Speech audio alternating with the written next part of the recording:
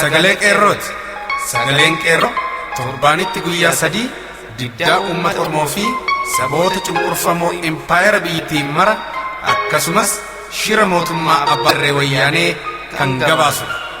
Kun sagalee qeerrooti.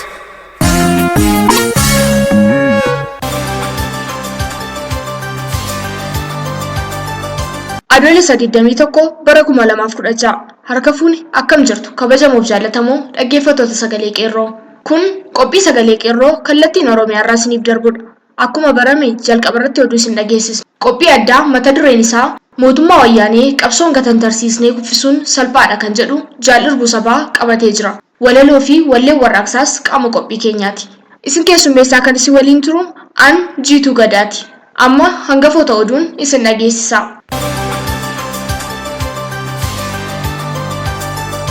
Gada Basaasaa keessatti waraanni wayyaanee saamicha irratti bobba'uun uummata akka saamaa jiru beekame.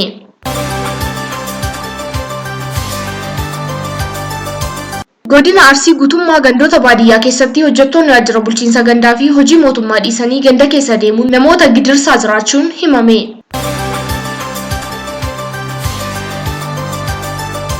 Guyyoota lama dura paartiin Samaayyaawwii dhimma yeroo haala biyyaa irratti hojjechuuf waraqaa bittimsaa akka jiran gabaasame.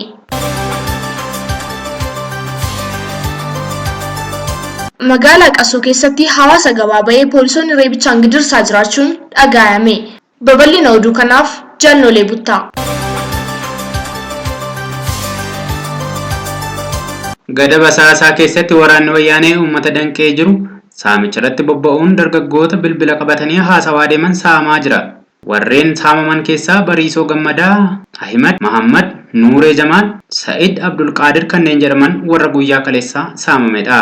Guutummaa gandoota baadiyyaa keessatti hojjettoonni waajjira bulchiinsa gandaa hojii mootummaa dhiisanii ganda keessa deemuun namoota waa'ee warraaqsaa dubbatuuf haasa'u akkasumas walleelee warraaqsaa dhaggeeffatu adamsuun hiisuu irratti bobba'anii kan jiran yeroo ta'u, aanaa Doddotaa magaalaa dheeraa keessatti guyyaa kaleessaa dargaggoo Jamaal Kaliil jedhamu uummata kakaasuuf deemta maal dhaggeeffata jechuun poolisoonni sirnichaa karaarraa qabuun waajjira poolisaa magaalaa dheeraatti ol darban.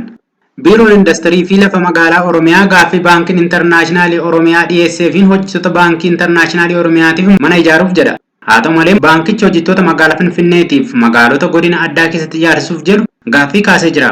Kunis baankichi bulchiinsa magaalaa Finfinneetiif gibiraaf waan barbaachisu taasisaa magaalota godina addaa keessatti maqaa baankichaatiin mana ijaarsuuf adeemuun tokkoof hojjetaa fi waan barbaachisu baasaa magaalota addaa keessatti mana ijaaruuf deemuun tokko baankichi tajaajila barbaachisu bulchiinsa magaalaa Finfinnee irraa akka dhabee fi Finfinneen harka Oromoo akka hin jirre kan agarsiisu gama biraan immoo magaalota addaatti saamicha lafaa gaggeeffamuun saganteeffame waan ta'eef magaaluma Finfinnee irraa argachuu fi gaafachuu qabu jechuun mormiin dhiyaachaa akka jiru beekame. Oduu biraan namoonni maqaan isaanii armaan gaditti tarreeffame ragaa barnootaa sobaa aanaa kiiramuu fi giddaa ayyaanaa keessatti hojjechaa turan. Tokko Tashoomee Xurnaa Balaay Digirii manaajimentii sobaa bituun akka waan yuunivarsiitii Rift Vaalii irraa barateetti sartifikeetii qopheessuun. 2 Baayisaa Mokonnin Biraanuu digirii sobaa ikoonomiksii akka waan yuunivarsiitii Rift Vaalii irraa barateetti dhiyeeffachuu. 3 Getaachoo Hundarraa Galataa akkaawuntingi dippiloomaa sobaa qopheessuun. 4 Tarrafaa Warquu Qanaatee Human Resource HRP dippiloomaa sobaa qopheessuun. 5 Abboomaa Bayyanaa Dhufeeraa akkaawuntingi dippiloomaa sobaa qopheessuun akka waan yuunivarsiitii Rift Vaalii irraa barateetti sartifikeetii sobaa qopheessuun. 6 Araarsoo Mokonnin Dureessaa akkaawuntingi dippiloomaa sobaa qopheessuun akka waan yuunivarsiitii Rift Vaalii irraa barateetti sartifikeetii sobaa qopheessuun. 7 Mokonnin Dheeressaa Dayyaas ragaa akkaawuntingii dippiloomaa sobaa qopheessuun akka waan yuunivarsiitii Rift Vaalii irraa barateetti sartifikeetii sobaa qopheessuun. 8 Sooromee Nugusaa Gemmoo HRP dippiloomaa sobaa akka waan yuunivarsiitii Rift Vaalii irraa barateetti sartifikeetii sobaa qopheessuun. Namoonni kun osoo barumsa hin baratin sartifikeetii sobaa qopheessuun waajjira aanaa kiiramuu fi giddaa ayyaanaa keessatti hojjechaa turan. Amma erga ragaan barnoota isaanii soba ta'uu saaxilame tarkaanfiin seeraa irratti fudhatame hin jiru. Gochaaleen akkanaa hojjettoota OPDOf haaraa ta'uu baatus dhalattootatti danqaa kan tahan warreen ga'umsa tokko malee hojiitti bobba'an waan ta'eef saaxilamuu qabu. Namoonni kunniin aangoo hanga kantiibaa fi itti gaafatamaa garaagaraa irra warreen jiranidha. Humni hin baratin uummata barate geggeessu kun mootummaan abbaa irree wayyaanee baraa hanga bara baraatti akka jiraatu hawwa. Sababni isaa osoo hin baratin uummata barate waan geggeessaniif egeree isaaniif yaaddisaa waan ta'eef. Hattuun gaafa hirmaataa wal libdii akkuma jedhamu warreen kun akka laayyootti wal saaxilan malee hojjettooti OPDO harki caalu ragaa barnootaa sobaa gabaa irraa bituun ittiin hojjechaa jiru. Kunis barattoonni dhaabbilee barnoota garaagaraa irraa eebbifamanii ba'an akka hojiitti hin bobbaane taasisa. Wayyaan miseensa ishee taanaan dhimma barumsa kee waan hin qabneef wallaalan akkuma argee uummata burjaajessaa. Kanaaf namoonni kun saaxilamuu akka qaban odeessi qeerroo bakkichaa dhaamee jira. Oduu biraatiin guyyoota lama dura paartiin Samaayyaawwii dhimma yeroo haala biyyaa irratti hojjechuuf ibsa baasan. Waraqaan isaan bittinsan erga የዲሞክራሲና ሰብአዊ መብት ጥያቄን በጠመንጃ አፈሙዝ ማስቆም አይቻልም kan jedhu ture. Gama biraatiin naannoo Amaaraatti fincillitti fufee jiraatuun gabaasuun keenya ni yaadatama. Amma caasaan odeessa naannoo kaaba Gondor irraa nuuf gabaaseen aanaa Armaacoo ganda Musee Ginbii jedhamutti konkolaataa Isuuzi taargaan isaa Tigraay taate mi'oota garaagaraa fe'attee utuu deemtu dargaggoota ganda kanaan dhaabbatee mi'a jiru waliin akka gubamu taasifamuun gabaafame. Itti fufee ganduma kanatti dargaggoonni naannichaa baay'inaan 300 ol ta'an walgahii haala amma naannoo isaaniitti deemaa jiruun wal qabsiisuun qabxiiwwan armaan gadii kaasanii walgahii gaggeeffatuunis kan gabaafame. Qabxiiwwan naannoo Amaaraatti dhalattoonni Tigraay lafa qonnaatti fayyadamuu hin qaban, naannoo keenyarraa konkolaataan Tigraay akka baatu tajaajila akka hin laanne ukkaanfamanii kan fudhatanii fi Geetaachoo Addamaa mana hidhaatii akka yeroo dhiyootti gadhiifamu shakkamtoota yoo ta'anis mootummaa naannoo Amaaraatiin haa ilaalaman. Koloneel Dammaqee rakkoo qaba yoo ta'e mootummaa naannoo Amaaraan haa ilaalamu. Tigree waan galchu hin jiru. Gaaffiiwwan keenya kun yeroon deebii hin argatu taanaan fincilli keenya itti fufa. Tarkaanfiin keenya sin dhaabbatu jechuun dargaggoonni ibsa kennanii jiru. Bakka bu'oota keenya kan uummataanii ta'u jennee filanne Hayilee Maammoo fi Awwaajuu Abraay kan hidhaman akka gadhiifaman. Isaan kun koree dhimma daangaa Xagadee fi Tsagadeetti filanne hidhamuu hin qaban. Konkolaataa taargaa hin qabne namoonni ukkaanfamanii fi fuudhamaa waan jiraniif gochi kun hatattamaan dhaabbatuu qaba. Namni rakkoo dhuunfaa qabu hin jiru, rakkoo mirgaa malee. Rakkoo kana furuuf mootummaa federaalaa waan ilaallatu hin qabu. Hidhamaan keenya ammatti nuuf haa hiikamu jechuun fincilli itti fufuun gabaafameera. Kanumaan kan wal qabate naannooma kanatti kibba Gondor magaalaa Dabra-Taabor ganda 04 keessatti waraqaaleen ergaawwan kanaa gadi ofirraa qaban kan afaan Oromootti hiikame akkanaan tamsaasamaniiru. Dhimmi Walqaayitti dhimma hunda keenyaati. Walqaayitiin Amaaradha. Gaaffiin kun gaaffii eenyummaa sabaa waan ta'eef hundi keenya hakaan kan jettu bittinfameera. Sababa kanaaf gaaffii eenyummaa Walqaayitti walqabsiisee koreewwan hidhamaniif Koloneel Dammaqeen yeroo hin beekamnetti gara Bahar Daaritti fudhatameera. Kanaaf fincilli yoomiyyuu akka hin dhaabbannee fi gama biraatiinis tarkaanfiiwwan konkolaattota nageenya wayyaanee irratti fudhatamuu akka qabu har'a naannoo kanatti waamicha addaa taasifamee jira. Walumaa galatti fincilli naannoo Amaaraatti deemaa jiraatuun caasaan naannoo kanaa gabaasee jira. Fincilli xumura gabrummaa godina Booranaa magaalaa Yaaballoo, Shaggar Lixaa, Onoota garaagaraa, Harargee Lixaa fi Arsii akkasumas godinoota dhiyaa Wallaggatti itti fufee jira. Yeroo ammaa kana godina Booranaatti gaaffiin mirga abbaa biyyummaa itti fufuun akkasumas godinoota Oromiyaa, Shawaa Lixa, Onoota Jalduu, Gindabaratii fi Iluu Galaan Ijaajii keessatti itti fufuun sirna wayyaanee irratti mormii agarsiisaa akka jiran beekameera. Dhumarratti godina Wallagga Bahaa aanaa Waamaa Galoo magaalaa Qasoo keessatti dararaa poolisoota wayyaanee hawaasa nagaa irratti raawwatan irraa kan ka'e hawaasi fincila xumura gabrummaa irratti finiinsuun poolisoota lama kan Taamiruu fi Gulummaa jedhaman irratti tarkaanfii fudhachuun poolisooti kun hospitaalatti fudhatamuu maddii oduu qeerroo beeksise. Fincila kanaan dargaggooti hedduun humna waraanaan qabamuun magaalaa Moxee keessatti dararamaa akka jiran odeessi sagalee qeerroo dabalee addeessee jira. Egaan kabajamtoota dhaggeeffattoota keenya oduun yeroo ammaaf qabanne kanuma qophiilee keenya sagalee qeerroo afaan waliin turtii gaarii. Lale dubbi siana, lale dubbi siana, lale dubbi siana, lale dubbi siana. Mirgi qabdi zarana dubbi nishen siana, dubbi nishen milanai. Alkambari hudideta, alkambari hudideta desa lalen daddabe. Hormina maafinnautu, hormina maafinnautu yaa qeerroo takkalaaleen dadhabe.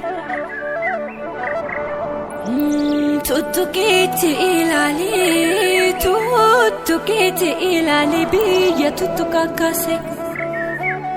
Tuqanii nu kaasanii sabni Oromoo kanniisee.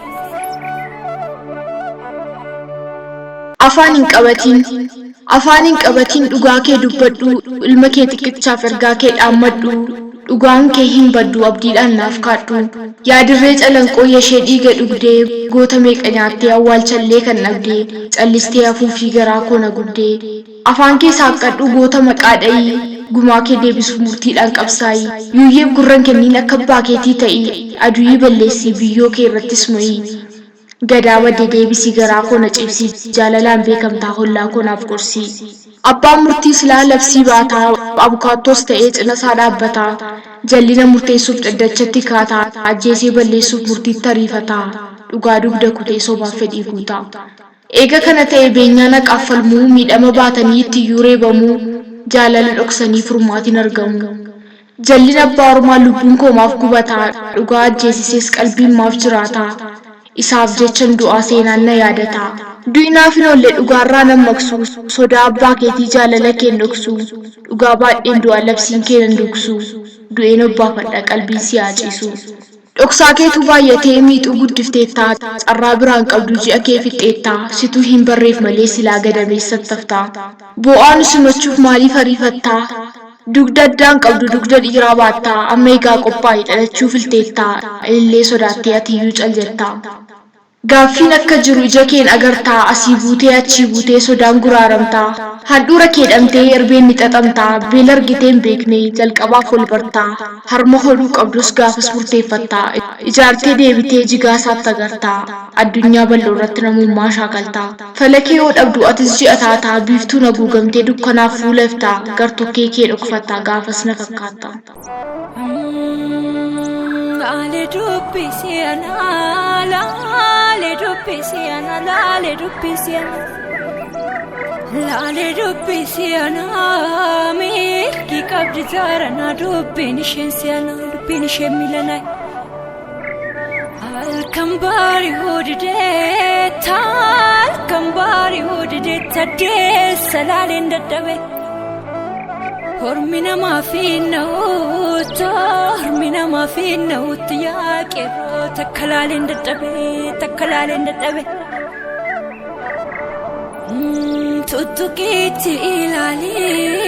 Tuttuqiitti ilaali biyya tuttuqa kaase. Tuqanii nu kaasanii sabni Oromoo kanniisee. Mootummaa wayyaanee qabsoon gatantarsiifnee kuffisuun salphaadha. Kabajamtoota ilmaan Oromoof akka dhabnus akkam jirtu. Mee warra tooftaa fi mala qabsoo itti jirru kana nuuf saffisuu irratti xiqqoo waa jechuu barbaada. Gara ijaaf ijoo yaadichaa irratti dabruu koo dura haalota torbee kanarraa waan hin hubadhe irraa akka seensaatti xiqqoo waan jechuu barbaada. Egaa akkuma beekamu dhiheenya kana hir'inoota dhaabbilee qabsoo Oromoo biratti mul'atan kaafnee tuttuquun keenya ni yaadatama. Kanarra dhaabbachuun yaadota gaggaarii baay'ee arguu kiyyatti gammadeen jira. Yaadota kenname san keessaa ka arrabaa fi aara makatee firii lama malee hunda isaa akka yaada ijaarsaa ta'ettan hubadhe. Namni marti yaada tokko walqixa hin hubatu waan ta'eef namuu roguma isaaf ta'utti hiikkatee fudhachuun hin oolle. Lale dubbi siana, lale dubbi siana, lale dubbi siana. Lale dubbi siana, milki qabdi zarana dubbiin isheen milanai. Alkambari hudideta desa laaleen dadhabe. Hormina maafinnautu yaa qeerroo takka laaleen dadhabe.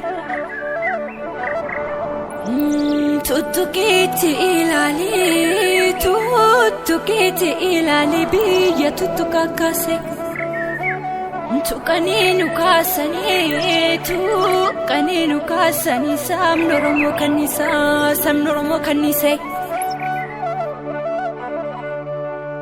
Yoo gabaabsinee kan ilaallu ta'e gariin fiinxaa qabee fiigaan, gariin sirrumatti gad qabee xiinxalee laalee karuma sirriitti hubata. Hangi tokkos roga isaaf ta'utti micciiree fudhata. Garii yaadicha addaan qoodee anaanis odee jidduu kan yaadni humaa hin galleefis ittuma dabalee garii xaariin boofin ulfaaturra buusii namuu haaluma keessa isaa jiruun irratti mari'achaa yeroo gaaris irratti wal nyaachaa irraahis barachaa turuu hubadheetiin jira. Kan yaada kennanii fi kan yaadawwan usan jidduu galan waan tokko kan hubadhetu jira. Hundarraa kan naaf ta'e ammoo ega hir'inni jiru beekame falli hir'inoota kanaatti furan maali kan jedhu irratti xiyyeeffachuun gaariidha kan jedhudha. Eeyyee kun sirriidha. Hir'ina jiru ega beekanii furmaanni hoo maali kan jedhu irratti xiyyeeffachuu beekuun ammayyummaa qofa osoo hin ta'in fala furmaata biraa hin qabnedha. Lale dubbi siana, lale dubbi siana, lale dubbi siana. laalee dubbii si'anaa milkii qabdi zaaranaa dubbiin isheen si'anaa dubbiin isheen milanaa halkan baarii hodidee halkan baarii hodidee taddeessa laaleen dadhabe hormi namaa fi na'uutti yaa qeerroo takka laaleen dadhabe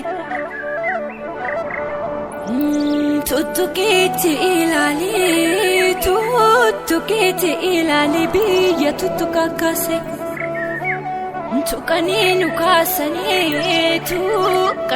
kaasanii sabni Oromoo kanniisee.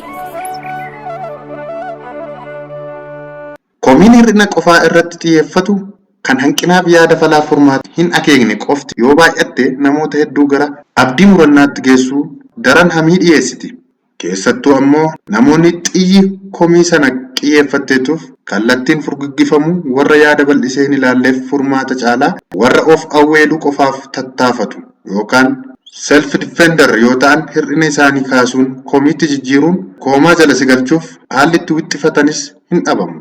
Haa ta'ume kan darbe isinitti dheeressuutii hundaafuu yeroo mara bishaan sukkuulaa ooluun gaarii miti waan ta'eef komiis haa ta'u hanqinoonni mul'atu tokko tokko yeroo kaafamu eenyutu kaase osoo hin ta'in yaadni kaafame sun dhugaadha kan jedhu hubachuun haa barru.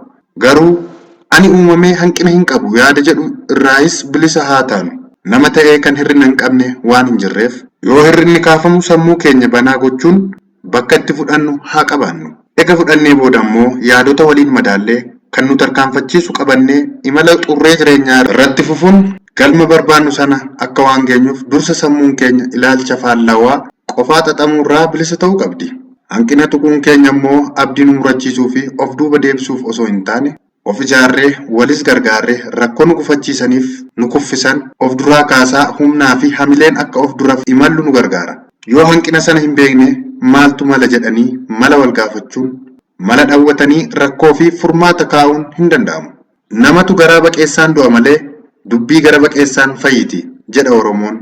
Yeroo ammaa haala yaalaa fayyaa ammayyaawwan namnis gara baqeessaan numa fayyaa akkanaan hin jenne qofa. Hundaafuu marti keessan baay'ee galatoomaa jechuun barbaada. Itti aansuun ammoo har'a akkuma mata dureen irratti hubattan tooftaa mootummaa wayyaanee kan rakkisee kanatti kuffifnu irratti mala barbaachisoo ta'an muraasa qabadhee isiniif dhiyaadheera. Isin ammoo hanga xumuraatti obsa Oromummaatiin nafaana bu'aan affeerraa kooti. Akkuma beekamu yeroo ammaa mootummaan wayyaanee kufaatii isaa dhiyeeffachuu irraa kan ka'e goda seenuu dhabee muka citaarra bahaa jira. Qabsoo harka duwwaa ji'oota 9 dabran kan uummanni Oromoo taasisaa ture wayyaanee gatan tarsiisuu bira dabree harkaan lafa qabachiisuu danda'ee jira. Yeroo ammaa tooftaa fi adeemsa qabsoo Oromoo kan akka ibidda orraatti itti fufinsaan ji'a 9 guutuu osoo hin dhaamiin waajijamee kana sodaachuun fonqoluu ishii shakkuu qofa osoo hin ta'in mootummaan wayyaanee naasuun hidhaa jittee battisaa jira. Mootummaan wayyaanee akkuma waraabessi haleelamee yoo du'aaf sakaarratu waan arge irratti cichu waan biraa dhabuu dhagaa ciniinee du'u sana wayyaaneenis kufaatii isii hubannaan waan baay'ee balleessaa jirti. Yeroo ammaa mallattooleen kufaatii mootummaa tokko ifatti mul'isan baay'ee wayyaanee irratti argaa jirra. Mallattoolee jala bultii kufaatii mootummaa abbaa irree keessaa kan amma wayyaaneen irratti mul'achaa jiran muraasni ni jalqabaa. Uummata dirree bahee qabeenya isaanii tooftaa adda addaatiinis ta'e kallattiin saamuu, dhiibbaa fi dhiittaa mirga namoomaa haala duraarraa hawaasni nin bulcha jedhuun san itti hammeessuun badiilee siyaasaa fi hawaasummaa keessa seenuun dargaggoota hojjechaa jiru sirreessuurraa abbaa badii ta'ee daran dhoqqee hamtuu keessa lixee laaqachuun isaa qabatamaan arguu fi hawaasni inni natu bulcha jedhu gamtaan isa mormuurraa kan ka'e guutummaa guutuutti abdii murachuurra gahee jira. Inni itti aanu rakkoolee mudatan kamuuf tooftaa fi mala siyaasaatiin furuun daran humna waraanaatiin akka waan of owweeluu danda'utti humna raayyaa isaa gabbifachuuf sardamuunsaa dhuma kufaatii isaa agarsiisa. Gosaa fi heddumina meeshaalee waraanaa ammayyaawaa baay'ina humna waraanaa fi ijaarumsa isaanii saba hamilee irratti mul'isuun adheessuun qalbii uummataa of bir'achiisuuf yaaluun gaaffii uummataa fi komii uummanni roga adda addaatiin kaasu mara karaa nageenyaa fi tasgabbii qabuun hiikuun koomaa jala galchuun uummata biyyattii walitti qaban yookaan gamtaan akka farra nageenyaatti balaaleffachuu fi arrabsuun kufaatii mootummaa wayyaanee isa dhumaa ta'eera. rakkoo adda addaa kan akka dhibeelee daddarbaa fi hongeen biyya keessaa haala addaatiin tamsa'u, tamsa'inni dhibeewwanii fi balaa beelaatis haala yaaddessaan osoo mul'atu uummaticha awweeluuf dantaa dhabuun miidhama roga mootummaa irraa wayita hawaasni biyyaa dhimma mirgaa gaafatu inni immoo gaaffii uummataa moggaatti dhiisee uummata bal'aa sossobuuf yaaluun iyyaa fi waca haqa qabeessa hawaasni biyyaa qabatamaan dhageessisan caalaas sagaleen gungumanii biyyoota addunyaa fi humna qabeenyaa waan adda addaatiin siyaasa isaa deeggaraa turaniin dhaggeeffatee shororkaa'uun akkasuma diddaa fi balaaleffannaa sodaa malee hawaasa guutuun godhamu baay'achuun roga itti fala kennu wallaalu nama dhimma dhuunfaatiif iyyuullee shororkeessummaa cidee dibee mana hidhaatti ol guuruun shakkii bu'uura hin qabne irraa kaa'uun qaamota qabsoo isaan faallaa godhan irratti qabu hanga duraanii caalaa dabalachuun hadheeffatee abaaruu fi hiraaruun akkasumas rakkoo uumamu kamuu akkuma qaama dhimmi hin ilaalletti moggaa taa'ee daawwachuu irraa kan hafe tarkaanfii fudhachuuf humnaa fi dandeettii dhabuun darbees tooftaa fi tarsiimoon misooma isaa haala ka'uu hin dandeenyeen deddeebi'in jalaa fashalaa'uu karoora hojii siyaasaa dinagdee fi hawaasummaa hedduun balfamuun hojiirra oolmi isaa qaxara qooruun kufaatii wayyaaneef sababa guddaa ta'ee argamee jira.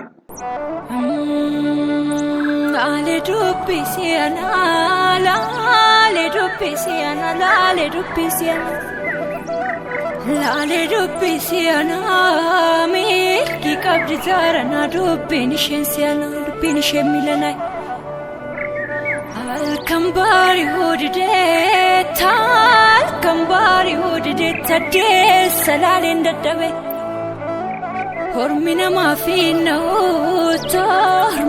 fi na'uutti yaa qeerroo takka laaleen dadhabe.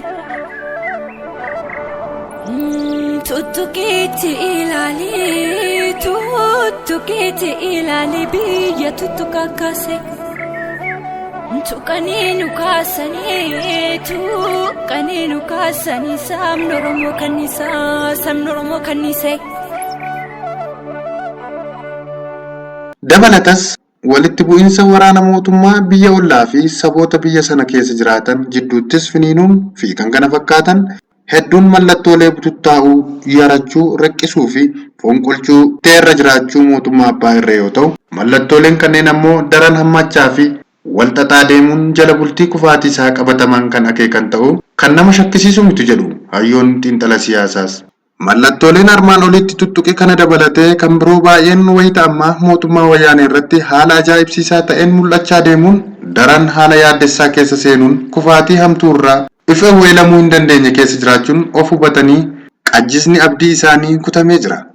Haala yaaddessaa wayyaaneen keessa jirtu kana daran gaaga'ama keessa galchuuf humni asii kan qabsoon harka duwwaa uummanni Oromoo taasisaa tureen bakka haquun kufaatii ishiis saffisiisuun salphaadha. Kufaatii saffisiisuu qofa osoo hin taane kallattii ofiif barbaannuttis jigsuuf akkasuma fuulduree Oromoo fi Oromiyaas gaaddisa bareedaa jala teessisuuf ammoo tooftaa addaa fi mala qindaawaa qabsoo amma jiru kana daran saffisu qindeeffachuun gaariidha. Tooftaaleen nuti qindeeffannu ammoo haala salphaa fi saffisaan bu'aa baasuu kan danda'u, bifa wal fakkaataan kan hojiirra ooluu danda'u, mala humna cimaan hawaasa keessatti itti fufuu danda'u, kan miidhaalee keenya hir'isee bu'aalee keenya guddisu ta'uu qaba. Tooftaalee haala qabatamaa hawaasummaa siyaasaa dinagdee keenya irra dhaabbachuun karoorri baafannu immoo bu'uura jabaa fi amansiisaa irratti kan gadhaabame yoo ta'e galii qabsoo keenyaatti nu geessu qofa osoo hin ta'in galma barbaanne yeroo gabaabaa keessatti tuquun bu'aa barbaannu mirkaneessuufis nu gargaara. Sadarkaa qabsoon keenya ammarra jirtu kana irra dhaabbachuun faarsamoo gaarii fi akeeka jabaan migiramnee qabaannaan wayyaanee humnaan fincillee hidhaa kunnee gatantarsiifnee akka ishiin umrii guutuu hin kaanetti yeroo gombisuu dandeenyu amma. Mootummaan hiddi danuun kukkutamee kana osoo inni hidda biraa caaseffatee hin haaroomiin hidda tokkicha maqaaf walitti jiru akka aayya hin godhannetti mogolee birkii birkiitti kul'oone fottoysine qoraaniif fayyadamnee daaraa bubbeetti hidha'uun amma salphaadha. Horaa bulaa.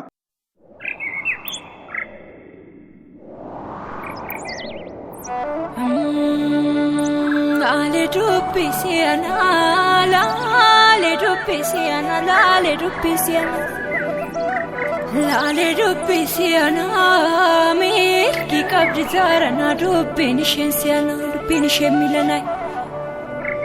Halkan baarii hodhidee halkan baarii hodhidee taddeessa laaleen dadhabe.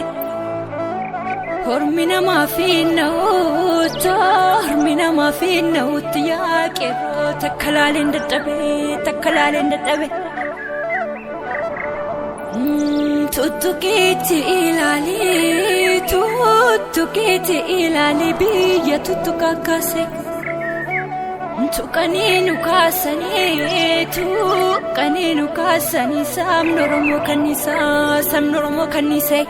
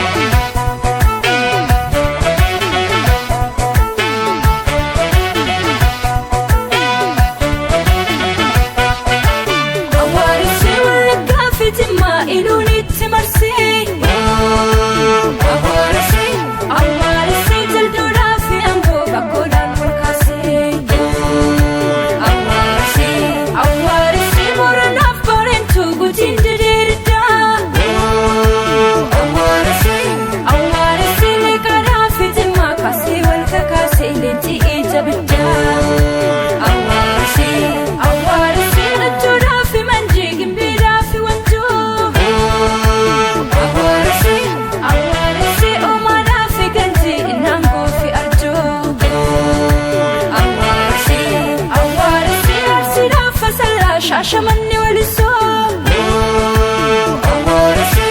awwaarsi mul'uudhaaf matakkal beekiidhaaf ijaarsuu awwaarsi.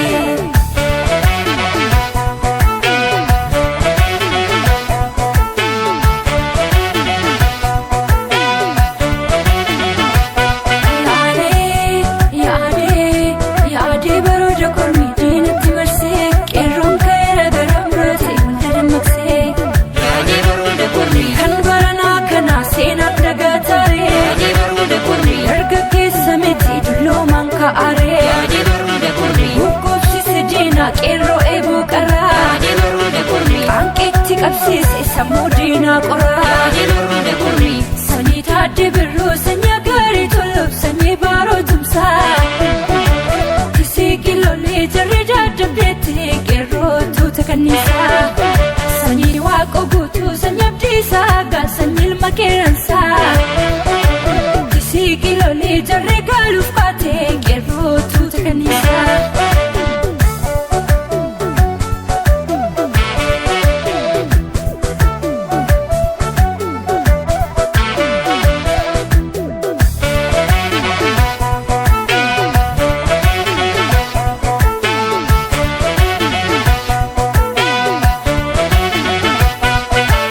Awwaarsi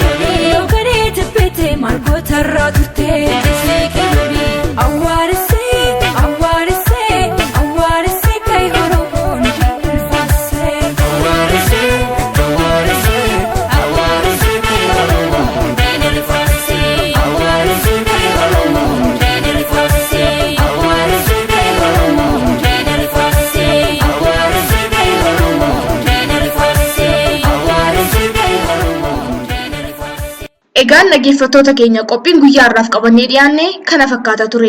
Waan nu hordoftaniif galanni keessan bilisummaa haa ta'u jechaa sagantaa keenya guyyaa biroon haga wal agarruutti nagaan nuuf tura. Injifannoo uummata Oromoof Gadaan Gadaa bilisummaati.